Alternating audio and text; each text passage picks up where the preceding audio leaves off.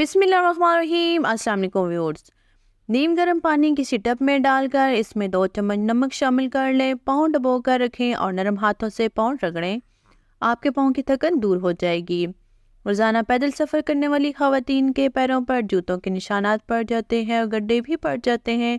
इसके लिए जौ का आटा, दही और लीमू का मिक्सचर तैयार कर लें और इन तीनों चीज़ों को अलग अलग किसी बोतल में बनाकर रख लें और मिक्स करके इसका मास्क अपने पाँव पे यूज़ करें। जब खुश्क हो जाए तो सादा पानी से धो लें। आपके पाँव निखर जाएंगे। मिंट जेल मास्क भी पाँव की थकावट को दूर करने के लिए बहुत ही अच्छा है, इसको भी आप यूज़ कर सकते हैं। जैतून के तेल में रोगन बादाम की कुछ मिकदार मिलाकर हर रोज़ रात को पैरों पर मसाज कर लिया करें।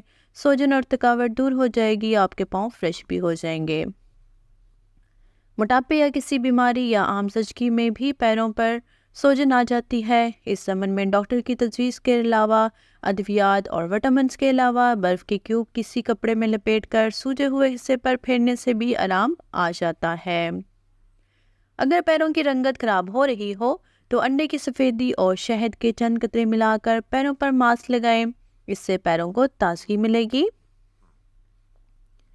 गर्मी के मौसम में जिन्हें पाँव पर पसीना आने की शिकायत हो वो वक्तन फ़वक्तन इससे अपने पाँव को धो लिया करें और उसके बाद टल्कम पाउडर का इस्तेमाल किया करें।